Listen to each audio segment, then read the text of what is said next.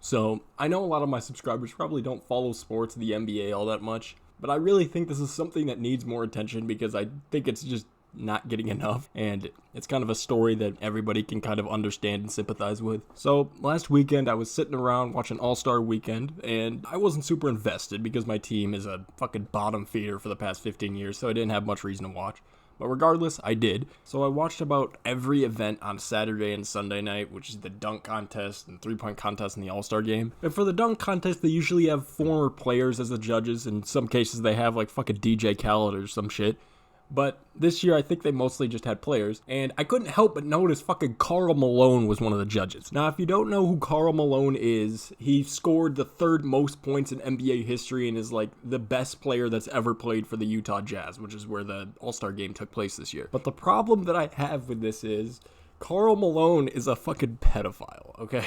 And the NBA knows this and still worships him and platforms him whenever they have the chance. Okay, let me calm down. I'll tell a story of Karl Malone real quick. So back in 1984, Dimitri Bell was born, who would go on to be in the NFL for a few seasons. And you're probably asking, why is this significant or why it matters in this story? And that is because Dimitri Bell is Karl Malone's son. Karl was 21 years old and in college at this time. Dimitri Bell's mother is Gloria Bell, who was born in 1971, which means Karl Malone had sex with a 12-year-old when he was 20. And the NBA knew about all of this and still let him in the league regardless. Now, to be fair, the NBA was a super shady organization at this point.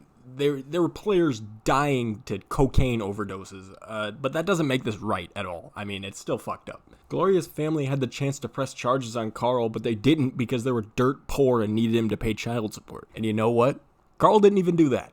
They asked him for $200 a week, and he only did $150. He was a literal multi-millionaire and had made hundreds of millions of dollars throughout his career and couldn't spare like $10K a year to help raise one of his children. And I just want to reiterate, the NBA knows about all of this. It's not a rumor. This is all confirmed and true. Dimitri is living proof of it happening. There's DNA tests and everything. And I mean, just fucking look at him. He looks exactly like him. And if I had to guess why the NBA doesn't acknowledge this, it's probably because they don't want the general public to know they let a pedophile play in their league for 20 years. And they just want to bring as little attention to it as possible. Just cover it the fuck up. But Karl would eventually meet Dimitri later down the line.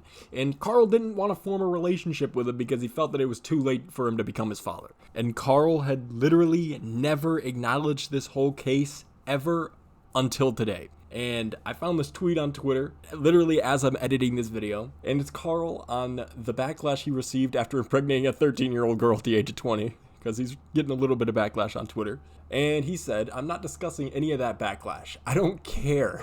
That's my life. That's my personal life. And I'll deal with that like I've had to deal with everything. So, whatever. Karl needs a new PR manager or something. This is literally the worst thing you could say in this situation, Karl. How can you just say, I don't care. It's whatever.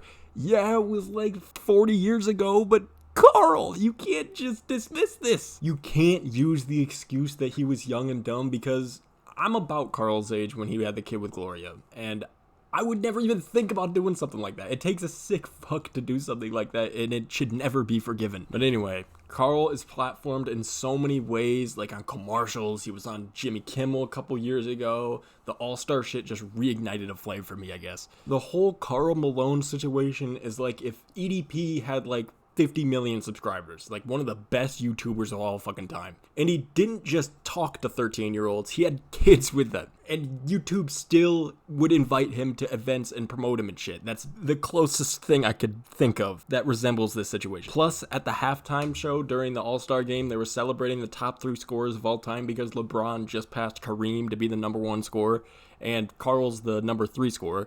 And they had him on stage fucking honoring him and praising him and fucking dick riding the fuck out of him for like 10 straight minutes. It pissed me off. I don't know. It's just a stupid situation that outside NBA Twitter, nobody really knows about, and it's stupid. We began with a Jazz legend, a figure imposing as the peaks of Utah. The mailman was unstoppable, a dominant presence, delivering 36,928 points.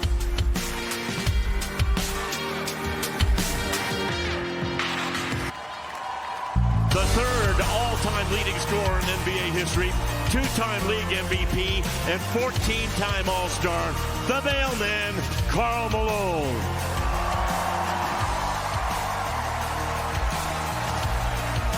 But yeah, that's pretty much it. If you guys want more NBA videos or some shit, let me know. I basically know all of the NBA lore at this point, and I just want to make a video about this one because not enough people really know about it, and it's just ridiculous. But yeah.